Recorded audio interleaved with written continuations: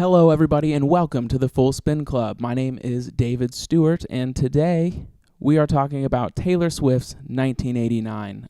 For those that may not be aware, the Full Spin Club is an album listening club that I started to talk with my friends, who are also comedians, about music that I love, and to dive into the full format of the album, something that I think is lost to the ages.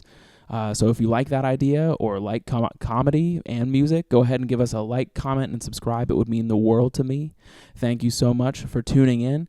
And today we're talking about 1989 with my friend Greg Olsen, otherwise known as Gregory Blade, if you're looking for him on YouTube or anything like that. I love Taylor Swift. I don't think I'm a Swifty, but I do love her. I think she's super great, strong songwriter. Greg was somewhere in the middle, but I'll let him tell you that. And without further ado, let's go ahead and get into this episode. Welcome to the club.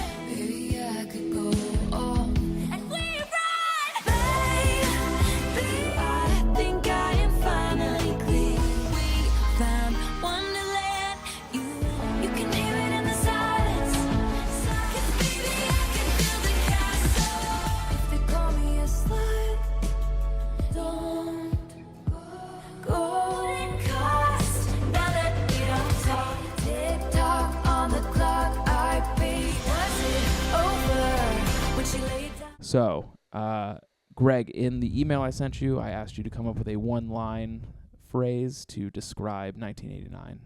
So, give it to us. I would say 1989, Taylor's version by Taylor Swift. I would describe it as girly. Girly, all right. Mm-hmm. Yeah, I'd agree. I don't know if you've seen the stadiums that she performs to, but I'd say 96% of the people in those stadiums are, in fact, women. Yeah. Or identify as such. Yeah, it's just got a big girly vibe. Yeah, and a couple of the prompts I sent you definitely lean into that sort of theme, because I often think about that when I listen to Taylor Swift. Is that it's often something I think about where I cross into the realm of like female emotion versus male emotion. Male emotion seems really bipolar. It's either angry or sad. Mm-hmm. And so whenever I listen to an artist like Taylor Swift or even like Phoebe Bridgers or anyone like that, I'm like, there are other emotions. So we'll get into that a little bit later, though. Yeah.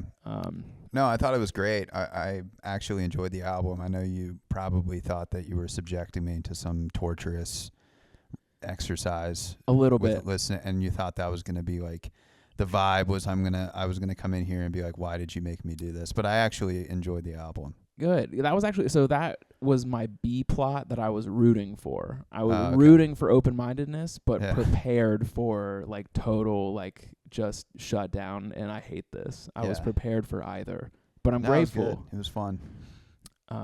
All right, so for a reminder for Greg and a reminder for everyone else, there are 4 segments to this show. There is On a Pedestal, which is where we will each give 3 things that we loved about the record. On a Spit is where we have 3 roasts of the record. On a Turntable is where I have pre-written questions that I sent to Greg already of like something we can discuss a little bit deeper about the record.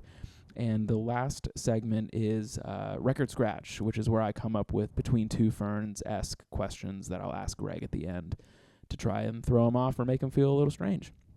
So with that, are you ready, Greg? Let's go. All right. Let's do this. So for our first section, On a Pedestal, what is your first thing you loved about this record? Oh, man, I just,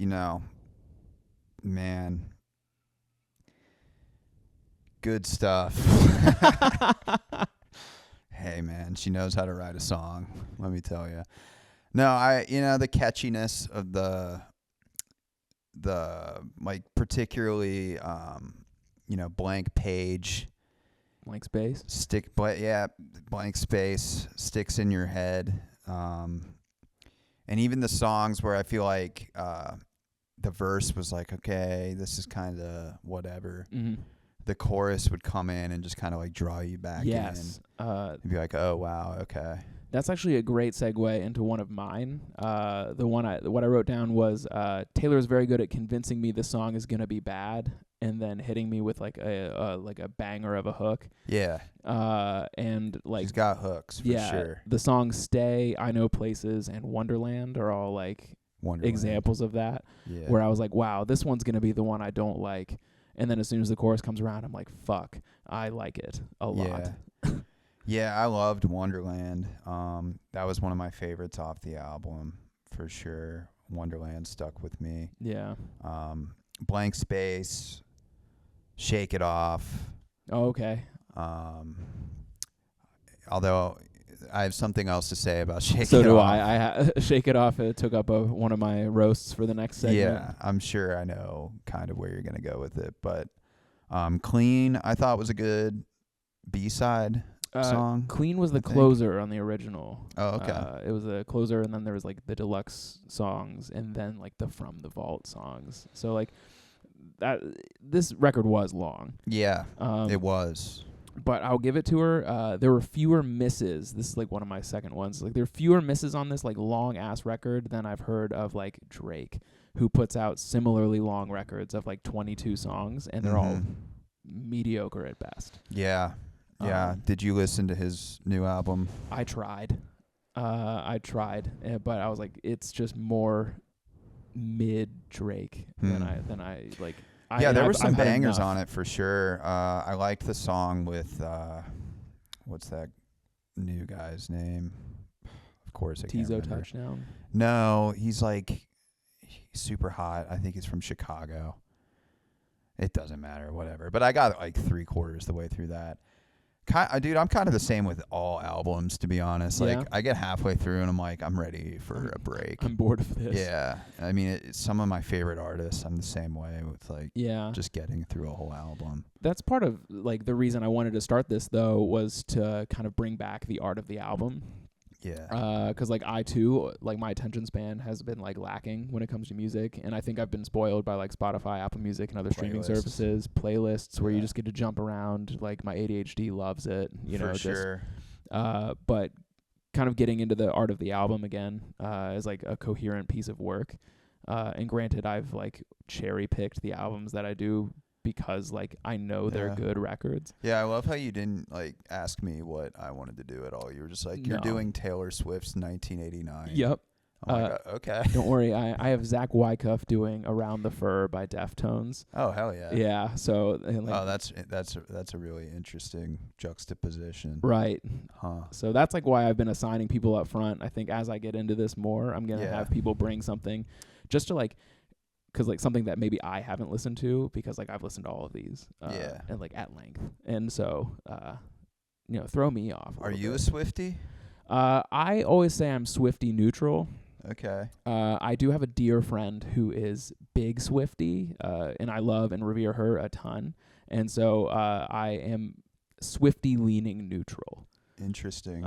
Where I understand where like the critiques come from, and I think a lot of people make good points, and I'm not one of the Swifties that will turn around and be like, you're actually wrong and I hate you. I'm gonna like dox you for that. Yeah. But I do like lean towards appreciating Taylor Swift as a whole.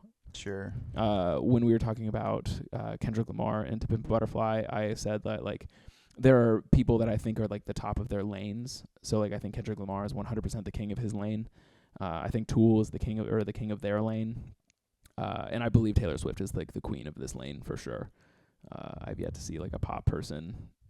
Like trad girl pop? Yeah. Is that what it is? I guess that's what her lane is, yeah.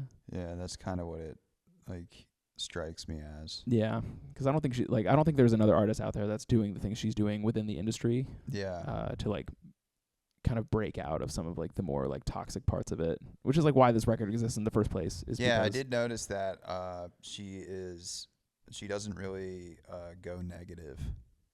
No. She's a very positive, optimistic, looking forward lyricist. Which is something I would like to be more of personally myself. Like a more optimistic person. Oh, person. Yeah. Okay. Yeah. No, yeah, I think it's refreshing.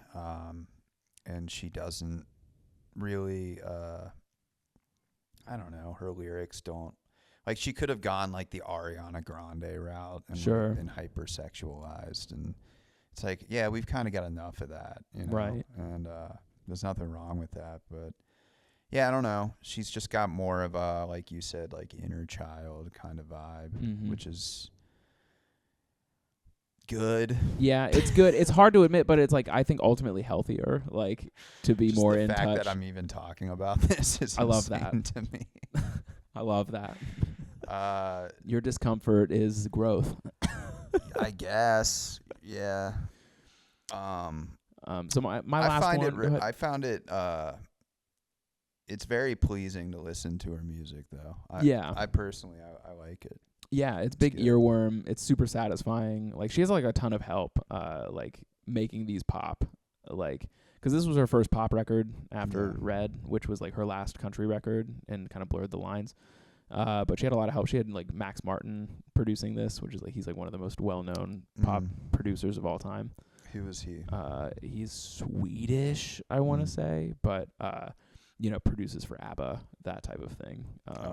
And so just like real I got like an 80s vibe from it. Right. And like that makes a lot of sense for Max Martin.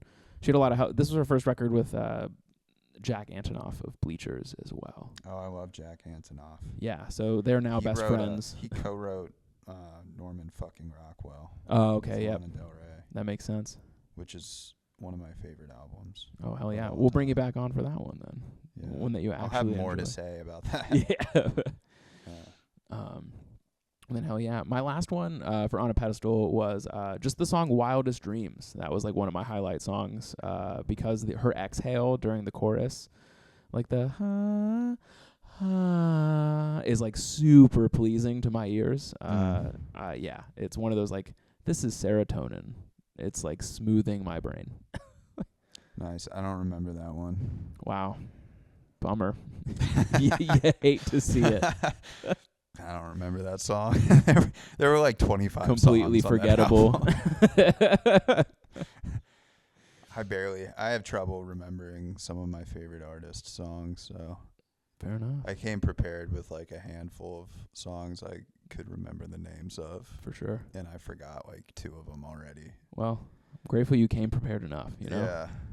What's up, everybody? Thank you so much for watching the video. Please like, comment, subscribe. We'd love to keep the Full Spin Club going, and we want to grow, and we want to do more albums. But in order to do that, we got to do a quick ad read. So let's give it up for our the sponsor of today's video, Uncut Caffeine. It is a white powder that they will ship to you in the U.S. mail in an unmarked envelope. So what this does is it eradicates the need for energy drinks because you're able to just consume the caffeine powder in any way you see fit. It can be up your nose. It can be on your gums. It can do anything that energy drinks can do, but faster and in a more addictive way, which in today's fast-paced society is super important. So please click the link in the description. You'll get 99% off of your order. I shit you not. It'll be the fastest and cheapest way to consume your caffeine of all time. Don't worry about where it comes from. The company would like to be kept secret, but if you click the link, I will get your address and I will make sure you get what you're looking for. So please click the link and then get back to the show. Thank you, everybody. We'll see you next time. Are you ready to move on to roasting this album? Yeah. All right. So let's move on to On a Spit. What is your first roast of Taylor Swift's 1989, Taylor's version?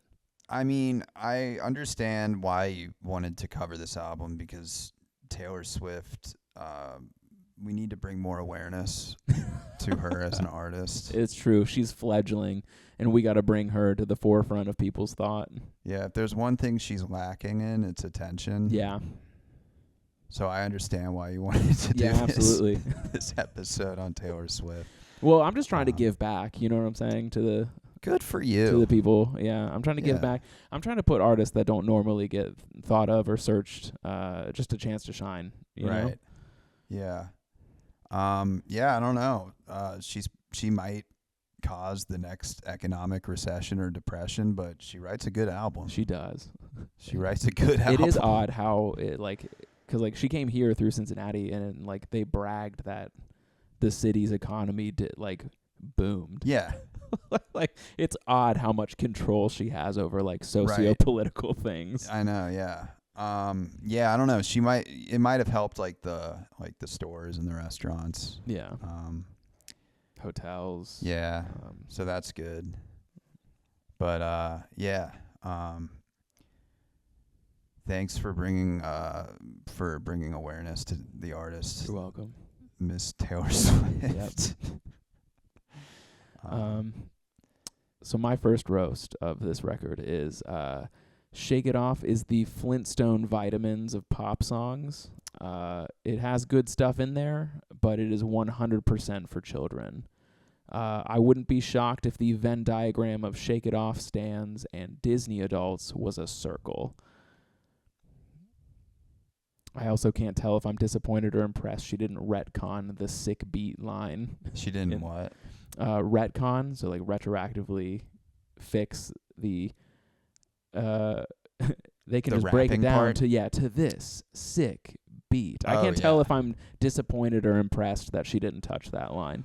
Yeah, that was pretty cringy. Yeah. That part. And I remember when it came out, it was kind of cringy too. Yep. And everyone talked about how cringy it was, Yeah. and so I was like, now's the time. Now's the time to change it, be less cringy. Instead, she just I leaned think she into could it have and done did it more of again. a black scent. I think Yeah. I actually disagree. I think she should have done the whole song in black scent. Okay, sure. Really Ariana Grande it then. Yeah. All right, I love that. I think, Your roast of this record is, I think she should have gone darker. yeah. And not She should have been more metaphorically. problematic. Yeah. Yeah. Is there anything she could do to lose fans at this point? No, I think she could, as Donald Trump once said, walk out in Times Square and shoot somebody. And gain voters. Yeah. She could literally walk on stage with an AR-15 and just start firing at random. They'd be like, "Oh my God, one hit me." Yeah. Yeah. They try to get it signed. Right, yeah. Oh Sign my gosh. Sign it. Or they would be pre-signed. Oh, okay. Yeah. The bullets would be pre-signed. Is this going the way you wanted it to go? Are you ready for my second roast of this album? Bring it. As soon as she saw the cost projections of re-recording this out of her own pocket, she was like, "We have Max Martin at home." Because the general zeitgeist around this album right now is that it's mixed really poorly compared to the original. And so that is my roast of the poor mixing of the re-recording, is that she was like, "We can do this without Max Martin," and then the mix says otherwise. Interesting. So did she re-record all of these? Yeah, Is so that that's what Taylor's happened? version is. She's re-recording all of her albums so that she owns the masters of them. Oh, wow. Because Scooter Braun said, "What are you gonna do?" Yeah. When he bought all of her masters at auction, Yeah. and so she's like, "I'll re-record it." Yeah. And so now she owns all of them, Oh. of these versions. So that's the big baller moves going, that she's doing with these re-recordings, is that Scooter Braun can suck a big old dick. Oh, okay. That's interesting. Yeah. So she's just going to make twice as much money. Yes, or because it depends on what people choose to listen to. Yeah, so she'll make way more if people listen to this one as opposed to the other ones, as well as if they purchase it, she gets the lion's share of it, Yeah. as opposed to if they continue to purchase the older ones, that a lot of that money goes to Scooter Braun. Interesting. Yeah, I don't know. I didn't compare it to the old one. I just listened Sure. to the new one. I did not expect you to, so you're not. Yeah, that would have been an insane thing if you asked me to listen to both. Oh, yeah, and then yeah. we'd sit here and I'm compare aware the I'm already- mixes and masters between the two. I'm already aware I'm asking a lot of my guests when I Yeah. ask them to prepare certain things. So, I'm not going to have you compare and contrast. That was on me. I chose to do that. For sure. Yeah, that song sounded good.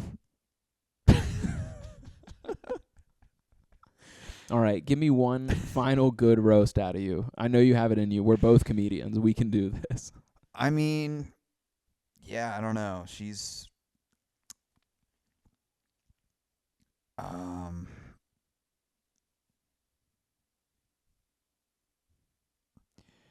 don't really have any. I just think she's going to cause the next economic crisis if she keeps doing this Eras tour.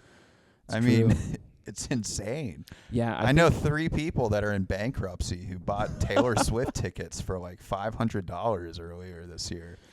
I mean, it's crazy. It's like we got inflation, interest rates are up, and then the Eras tour. Yeah. It's like, when is this madness going to stop? I do think it's fascinating how, like, during the pandemic, we're like, there's going to be a great wealth transfer. And I don't think any of us predicted that the great wealth transfer was going to be from all of us to Taylor Swift. Yeah, it's crazy. I mean, enough. Enough is enough. It's like she's good at. When is enough enough? She's got good songs. But hey, I mean, there's other stuff going on. That's true. So your roast is, are the good songs worth a depression? Yeah. I mean, that. Is it worth sacrificing our financial well-being at the altar of supporting Taylor Swift? I mean, we've got a country to uphold here. We're over, trillions of dollars in debt. Yeah. I think she should redistribute the wealth to her Swifties and create her own stimulus package. Ooh. Now there's an idea. Yeah. Taylor, you heard it here first. A Taylor Swift stimulus package. We're the first ever to do it. Yeah, it should come with her next her next album version. Yeah, her next Taylor's version comes with $25 whole. Yeah. Yeah, she pays you to buy the album. There we go. That's like U2. U2 actually tries to do that. Yeah. They pay you to listen to their bullshit. I think she should partner with Elon Musk and make it so, like, the new Neuralink, the first Neuralink launch, has a Taylor Swift album preloaded in it, like the U2 record on those iPhones. Yeah, so you could just like sit there and be listening to her album in your head. Yeah, it would play. It's the first thing you hear in the morning. Oh my god. That's how you get the free Neuralink implant. Oh, is you have to wake up to shake it off every single morning? You have to have it preloaded with a Taylor Swift album. Okay. That is automatically the stock alarm sound. And there's nothing you can do about it. And what's the line that you hate so much in Shake It Off? Oh, this sick beat. It's that. Get out of my head. I'm just imagining that now. Yeah. Looking like an insane person screaming to get Taylor Swift out of my head after a bad Neuralink. Yeah. Huh. Right. Well, that's all I got. I got one more. All right. Said the track This Love is potentially the worst Maroon 5 cover I've ever heard. I thought about that. It's like, this isn't what I was expecting. And that's saying a lot. I said it's a bad Maroon 5 I said cover. I was like, it's nothing like the original This Love. It's like she didn't even listen to the record before trying to cover it. Yeah. Come on. Do better. Let's talk about that. That song is that was a real disaster, huh? What, Maroon 5's This Love? Yeah, Jesus. That whole band was just it was off of the misery. Only record they did where they were an actual band. Oh, really? And it wasn't just Adam Levine. That's like one of their better records. You like them? I like that album. Oh, okay. Maroon 5 took a Well, this is where the conversation ends. That's fair. We're here to talk about Taylor Swift, not Maroon 5. Although now... This is where I have nothing to offer. I can't have a conversation with somebody who thinks that Maroon 5 has artistic legitimacy. I'm sorry. I'll talk about Taylor Swift all you want, but as soon as we get on, Maroon 5 has artistic integrity and actual listenability. I think I'm going to have to just We'll have to leave. Out. Yeah. Yeah. Well, all right, so now you're invited back for Norman fucking Rockwell and Maroon 5 Songs About Jane. I will not subject myself to that violence. At least it was recorded during the era where albums were limited to like 10 or 12 songs. Oh, okay. So at least there's like... That's 10 or 12 songs too many for Maroon 5. All right, now we're definitely doing this. We're definitely having you back for Songs About Jane. That song, what was that one song that they did after This Love? Was it Sunday Morning? It was like a dancey song. God, it was so awful. They played it Oh, well, yeah. everywhere. That's they off their played later it record. everywhere. Songs About Jane is song. They had plenty of those, like Sugar, like that. Is that the one? Like it was like Sugar, no, it was a dancey beat. yes, please. It was That a could be dancey any of beat. They them. played it you'd go like you would hear it 5 times a day for like 2 years. They would just play it everywhere. It's like, what is going on? Yeah. I I'm not forget going to the look name. this up. Yeah, okay. All But- right. I thought maybe you would. Fine. Maybe not make me sound like just a crazy person. This is my podcast. You brought up Maroon 5, and now you're going to have to listen to me complain about them. Odds it's their top song. Is it Moves Like Jagger? Oh, my God. I mean, come on. What is that song? I'm not saying that album has the artistic integrity that Songs About Jane does. I mean, that song is sound pollution. Yeah. I mean, it is sound pollution. They use it to break up angry mobs. I don't know, man. I think that song oh my God.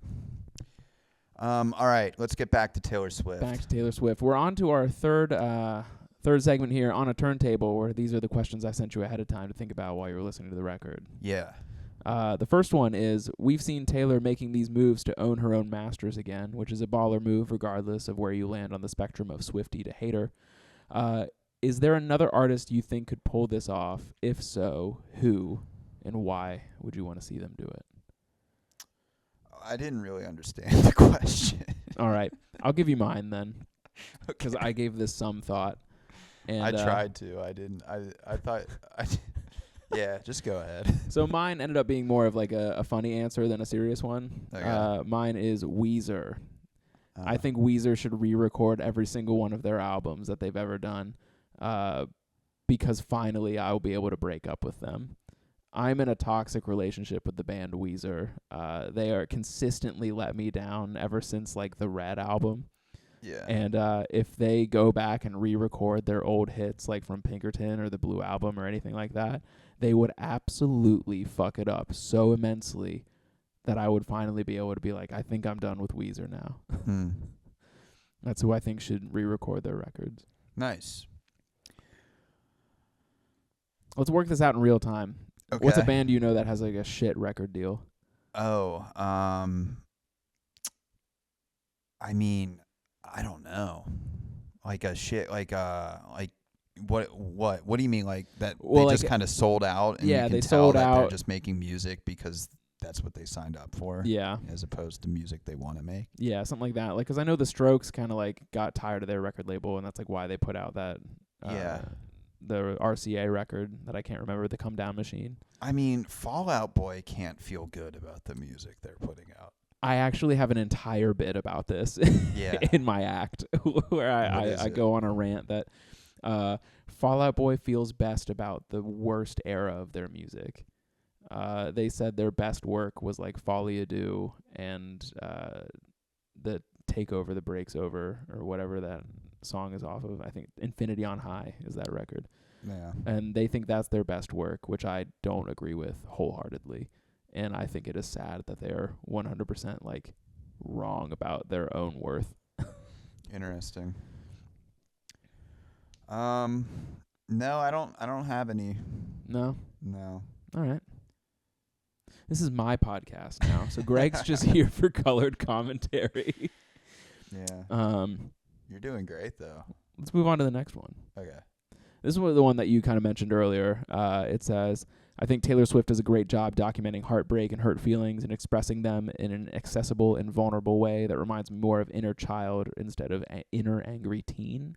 Yeah. Personally, when these topics come up in my own music listening, they're dripping with angst and anger because the male artists I follow often don't show vulnerability without attaching other protective emotions to them. Was there a moment on this album that struck a chord with you in a more real way than you were expecting? So is there like a moment where you're like, I actually do connect with this despite it not necessarily being my cup of tea? Yeah, the song "Clean." Yeah, I agree. That was one of mine. I had a few. Mine were All You Had to Do Was Stay and I Wish You Would were the other ones that came to mind. Just 'cause like I had a break. I got dumped last year around January, and I was like, oh wow, these are feelings I still feel. I was just like, you could have just stuck around. We'd be fine. Right. Yeah, I can definitely understand the parallels she's drawing to getting clean and getting over somebody. Yeah, absolutely. So that definitely resonated, and I thought it was a pretty good. She did a good job of illustrating that experience with the lyrics. Yeah, she's a good storyteller in that way. Yeah, She I like that. She does a lot of good world building on this record as well. Very descriptive. Like I Know Places and Wonderland, like those are all like very descriptive like songs that are like oh, I kind of know which, like I can see it. Can I go back and answer the other question? Yeah, go for it. Napalm Death. Napalm Death. I want to hear Napalm Death. Re-record their records. Yeah. What would you want to see different out of them? I just want them to go back and record like Nazi Punks Fuck Off. I think that would be a good. Maybe it sounds poignant for 2024. Yeah. Or maybe Cannibal Corpse. Yeah. Could re-record some of their greatest hits like I Come Blood.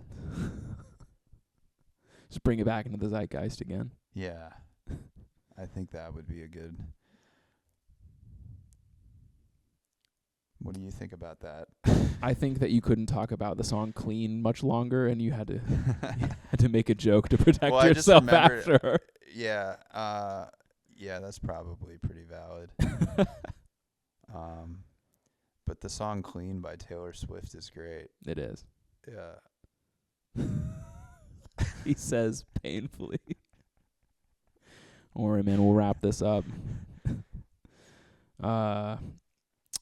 Given I've mentioned that the center of the Venn diagram between angsty pop punk and Taylor Swift are the concepts of heartbreak and pain, which song off this record would make the best pop punk record, and which band should do it? You know what, David? I really gave this some thought. I truly. I don't know why I don't believe you, given how this has gone. No, I'm being real right now. I gave this one some thought. Yeah, because it's a good question. It is a good question. It is. I don't want to hear any pop punk bands cover any Taylor Swift songs. Really? No, I don't. So all right, I'm going to embarrass myself here for the sake of the podcast. There is a sect of Swifties that call themselves Swemos. Good God. I think I'm firmly a Swemo. What is going on? Because all of her songs are pop punk records if she wasn't a coward. That's what I say every time. I'm like, stop being a coward and make a pop punk record. You would get along great with the drummer for my old band. Yeah. Who was a Swiftie. Okay. And we were a death metal band. And he just wanted to play pop punk. Yeah. But we would just make him play endless blast beats.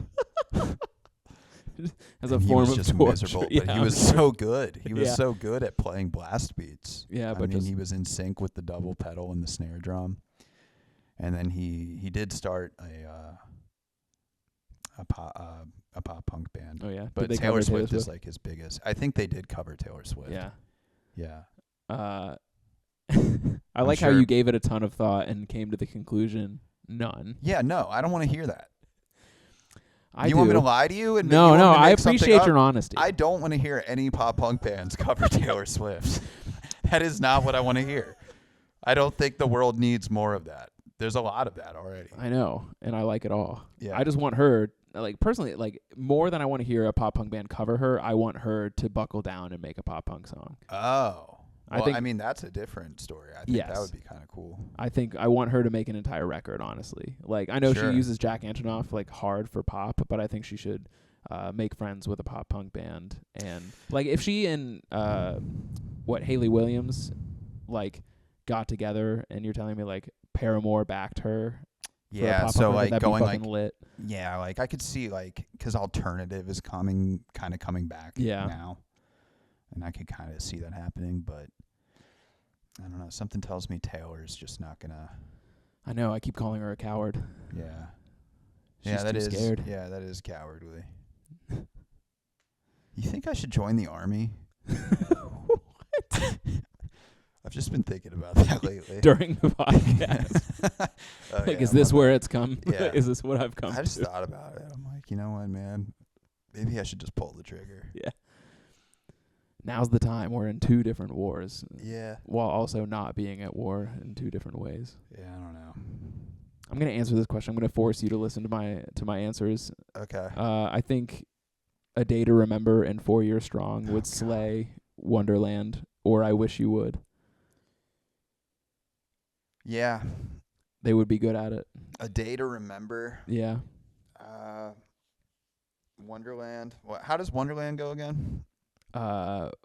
We found Wonderland. Oh, yeah. Yeah. Yeah, that's a good song. Yeah. A Day to Remember would kill it.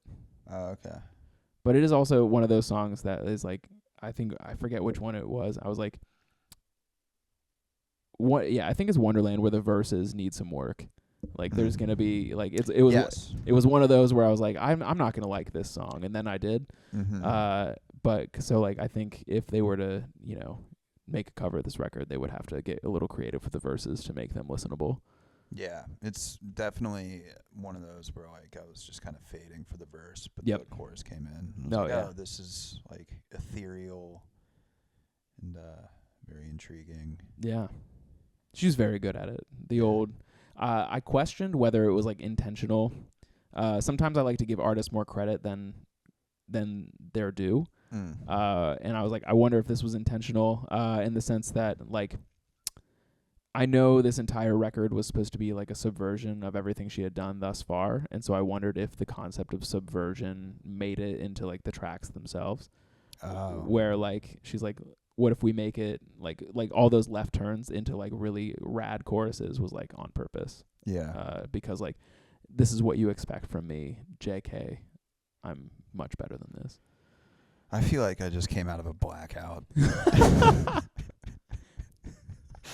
Like, where am I? Where am I? Yeah. Why are we talking about this? This is like when I woke up and I was standing in my kitchen naked and my dad was screaming, "What are you doing?"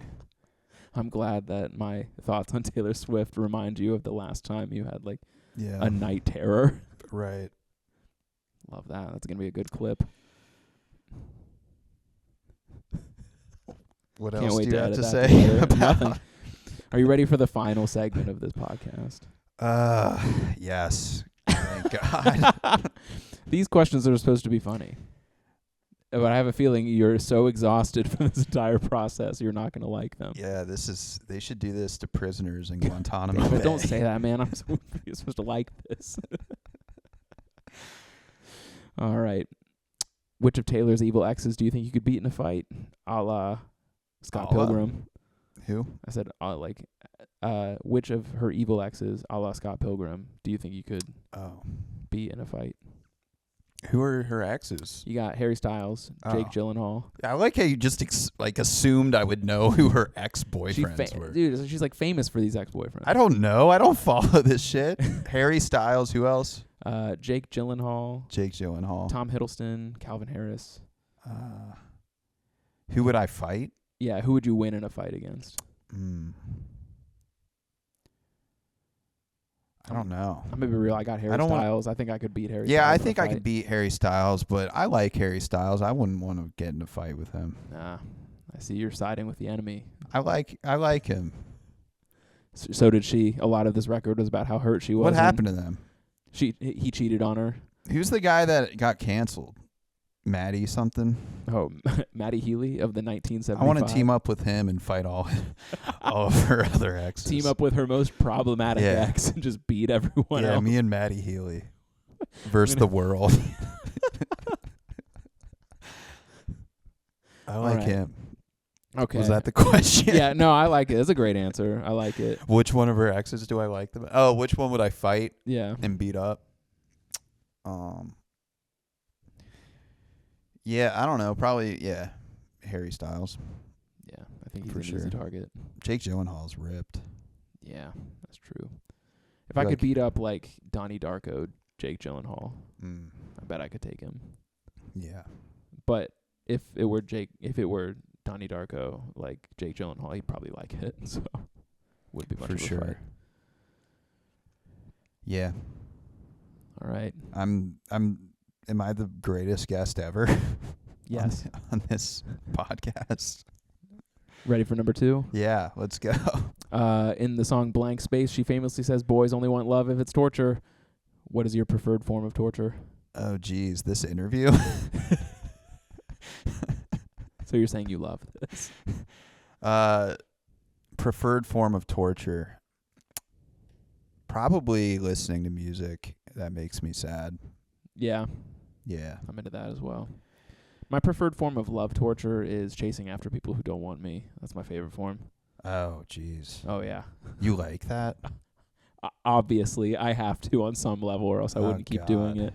Ugh, that's the worst. It's for me and my therapist to work through, though. You haven't gotten burnt out on doing that yet? Not Where you're yet. just like, I'm done. Not yet. I don't even care It's anymore. the chase that keeps me going. Good for you, man. I hope it works. I love a good reach. Oh, it never does. I mean, you're still young. Maybe it'll work one of these days. Maybe. I have a friend who was chasing after this girl who worked at like a coffee shop or something, Mm-hmm. and she this is insane. She did CrossFit, and he like got the CrossFit logo tattooed, or no, it's Jazzercise That's so funny. tattooed on his arm, and he showed up to her work and was like flexing. It said Jazzercise. In He the still font has and everything, I can see it in my brain. he still has the Jazzercise tattoo. I love that. Well, of course he does. It's permanent. Yeah. What an unhinged move. I love that for him. Something I could never do, but Well, he was like a teenager. I mean, he perfect. was Yeah, out it's the of his perfect time mind. to do that. Yeah, it's just really funny when he shows people that tattoo and tells people the story. That's awesome. Is that a Mr. Potato Head?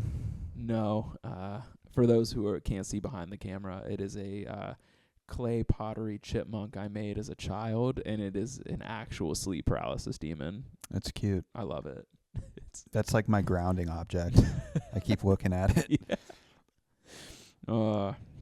Last question. Okay. Miniature game show. So Taylor's the album 1989 was named because that was the year Taylor Swift was born. Yeah.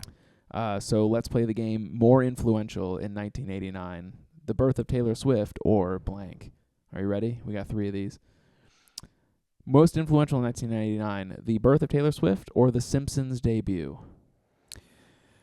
Man, I got to go with the birth of Taylor Swift. Really? Yeah. I would say The Simpsons. They've predicted the future so many times. What has Taylor Swift done? This interview has totally turned me around on Taylor Swift, and Yeah. I think she's the most important person in the world. Perfect. Yeah. So if she wasn't born, I don't know what I'd be doing. That's fair. Yeah. I wouldn't be doing this. Yeah. I actually like this. What would? Yeah.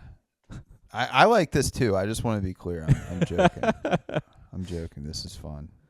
All right, up next, most influential in 1989, the birth of Taylor Swift or the invention of the electric slide? Oh, geez. Well, that song is tough. Song and dance. Let's not forget the dance. I shot weddings Uh-huh. for like 3 years, and they played that at every wedding. You have to. It feels like the law. And so I am just so sick of hearing that song at this point. I've heard it over 100 times that I got to go with Swift. Got to go with Taylor Swift once again.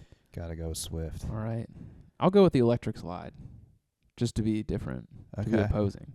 That's More valid. influential? Can I change the answer to my first one? Because I actually love The Simpsons. Yeah. I also love The Simpsons very deeply. Yeah. I feel like that was blasphemous for me to choose